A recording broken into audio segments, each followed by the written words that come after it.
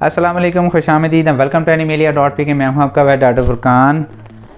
Cat को कैसे उठाते हैं, उसका क्या सही तरीका है, प्रेग्नेंट कैट, अग्रेसिव कैट और नॉर्मल कैट्स को आपने कैसे उठाना होता है, आज आपको वीडियो में डिटेल से बताने वाला हूँ।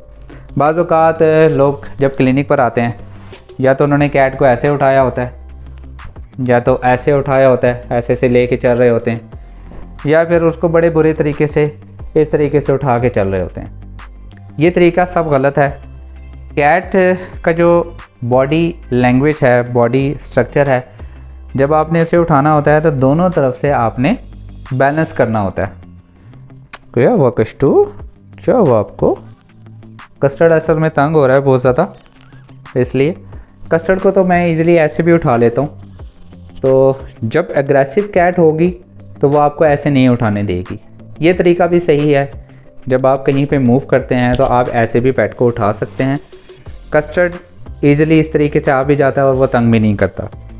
दूसरा तरीका है कैट को पश पश पश पश पश इस तरीके से यहाँ पर और नीचे से इसको बैलेंस करें, इस तरीके से उठाएं ताकि दोनों तरफ उसको वज़न ना पड़े। ये भी तरीका ठीक है, ये भी तरीका ठीक है। अब अगर प्रेग्नेंट कैट है तो उसको कोशिश करें कि नीचे वाली साइड से उठाएं इस तरीके से। अगर यहाँ से उठाएंगे तो बैली पे ज़्यादा ज़ोर पड़ेगा, तो उससे मसला भी हो सकता है। और कुछ कैट्स जो होती हैं वो ख़ुद ही कंधे पे आना पसंद करती हैं इस तरीके से।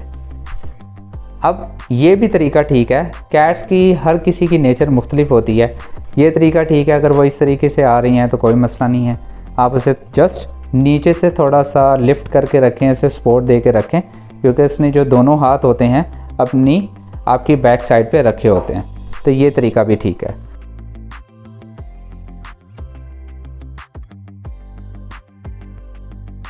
मैं उम्मीद करता हूँ कि वीडियो पसंद आई होगी। अगर पसंद आई तो प्लीज़ लाइक कीजिए, शेयर कीजिए और प्लीज़ इस चैनल को ज़रूर सब्सक्राइब कीजिएगा। इंशाल्लाह नेक्स्ट वीडियो में मिलते हैं। खुदा हाफिज़।